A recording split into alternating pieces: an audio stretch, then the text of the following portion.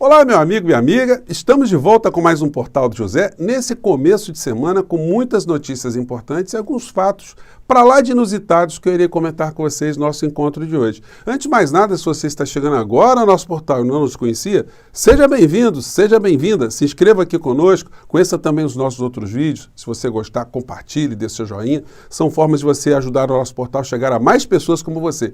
E se você puder, se inscreva também no nosso clube de membros, que é uma ferramenta adicional que o YouTube coloca à disposição de você que está afim de ficar mais próximo do canal, do portal, você que simpatiza com essas atividades, enfim, você aqui também será muito bem-vindo. Então, vamos seguir em frente. Gente, hoje mais cedo, o Brasil, né, o noticiário político, ficou meio que surpreso, né, com a vinda do presidente venezuelano Nicolás Maduro ao Brasil.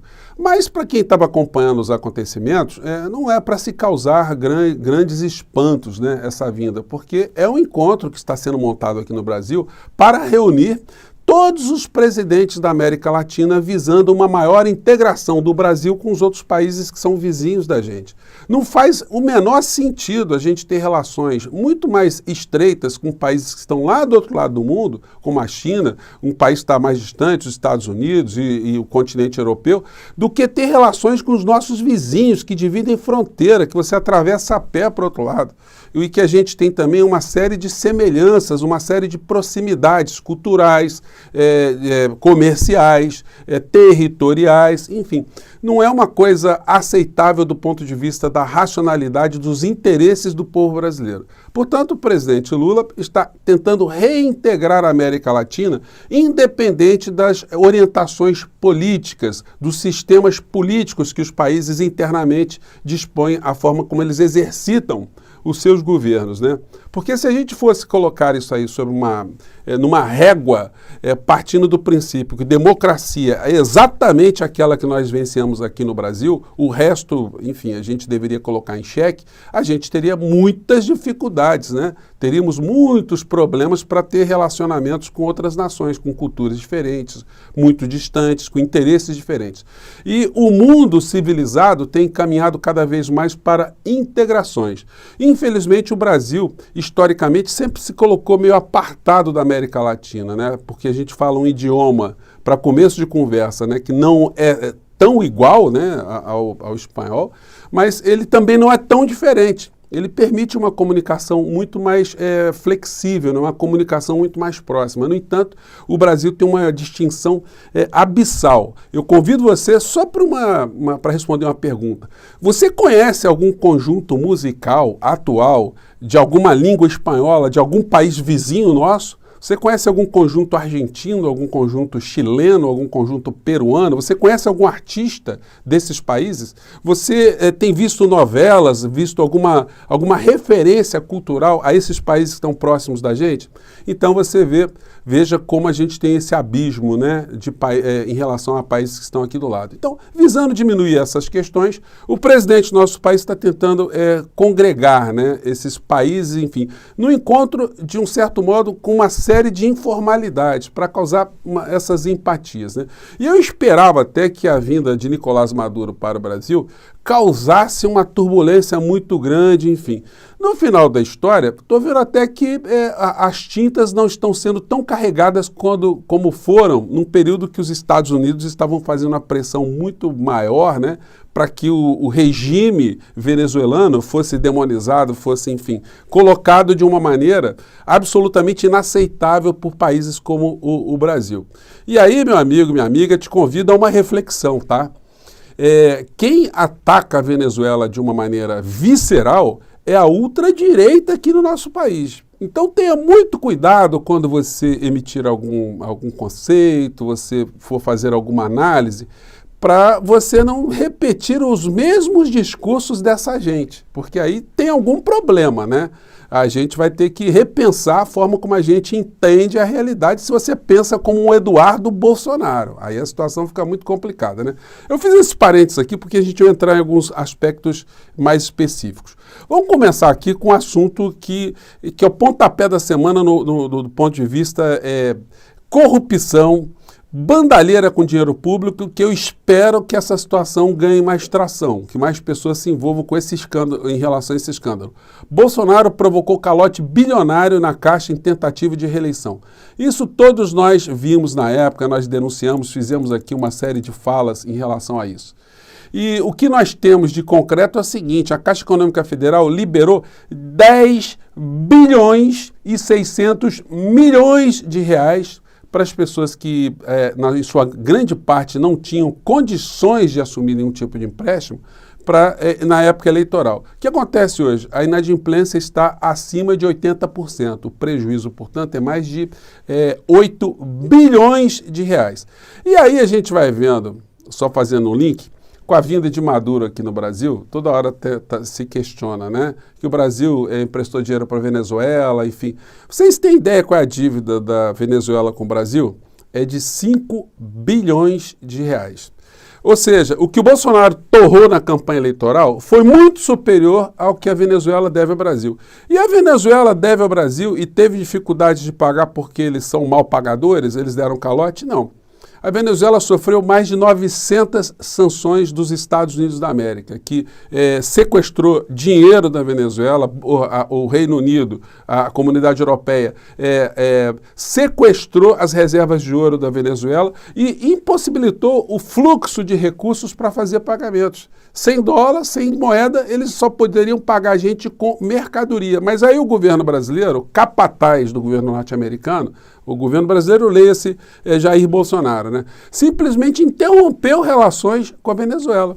E aí, sem nenhum tipo de relação comercial, diplomática, nada, como é que eles iam pagar alguma coisa para cá? Para eles era muito mais favorável, né, eles ficarem repetindo, demonizando o regime venezuelano e dizendo que eles são caloteiros, enfim. Então, gente, essas são algumas informações. Eu estou até impressionado que isso ainda não está tendo muita repercussão, exceto dos insanos de uma maneira geral.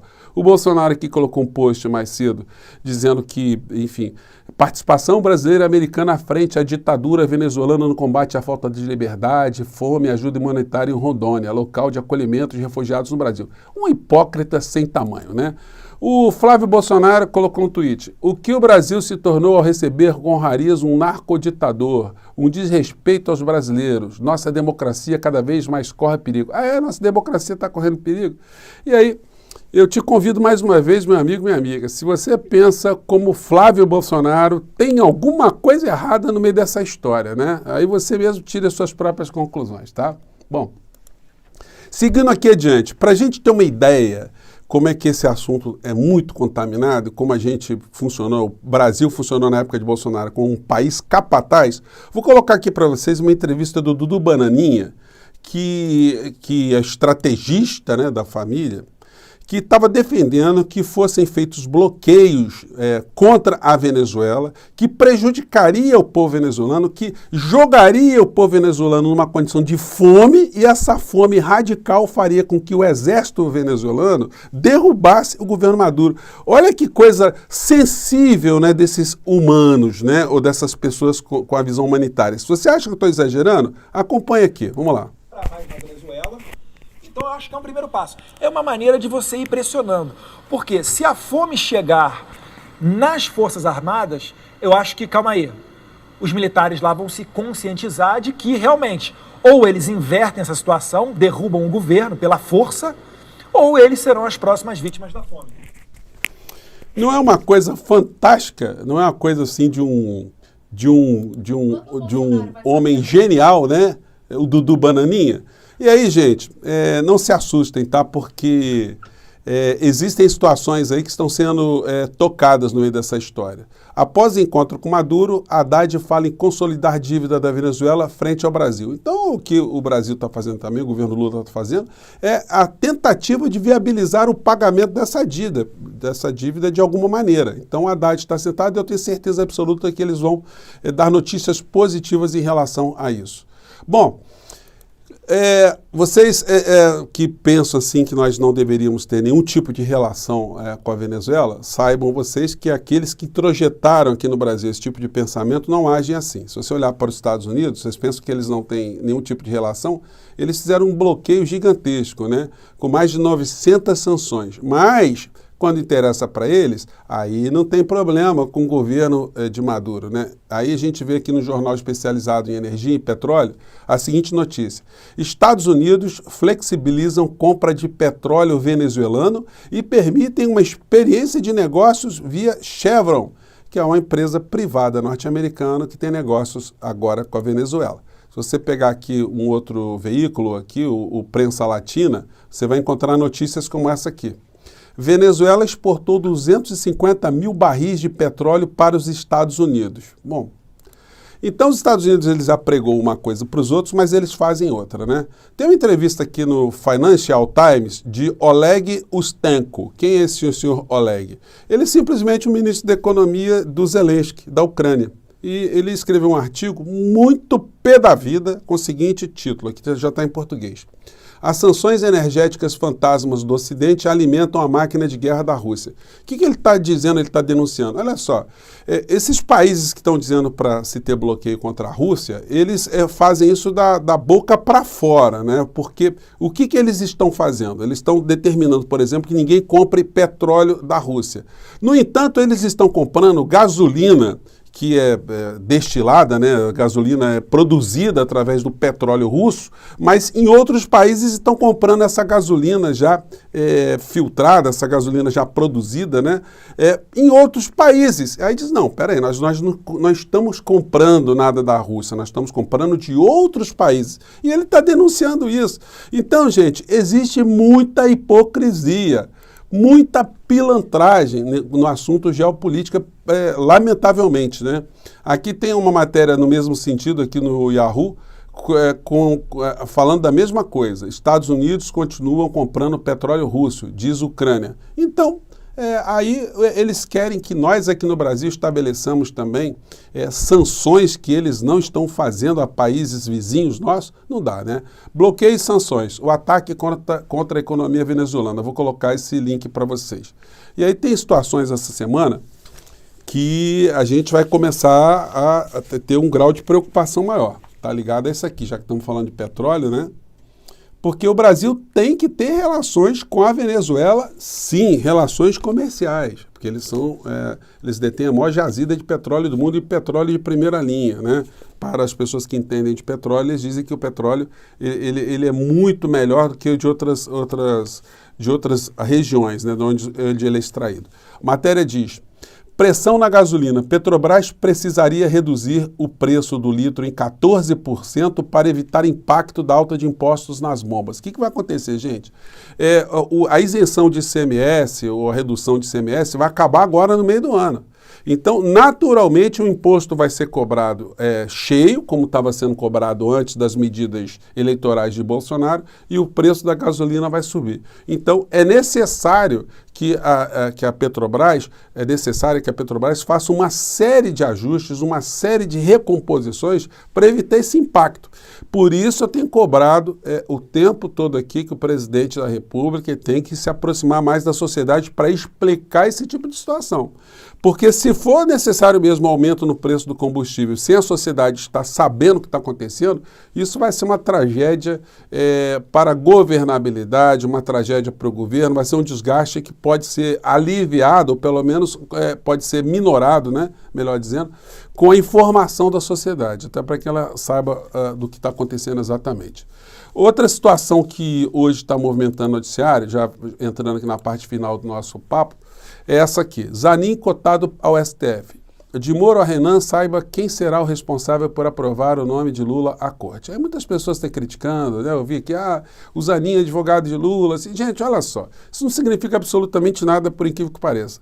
As pessoas sabem qual é o perfil do Zanin em relação a outros assuntos da sociedade? O que ele pensa, por exemplo, sobre economia, sobre privatização? Como é que ele julgará algumas coisas relacionadas a servidores públicos? Enfim, ele é uma pessoa de esquerda, ele é uma pessoa honrada, uma pessoa que tem princípios, enfim.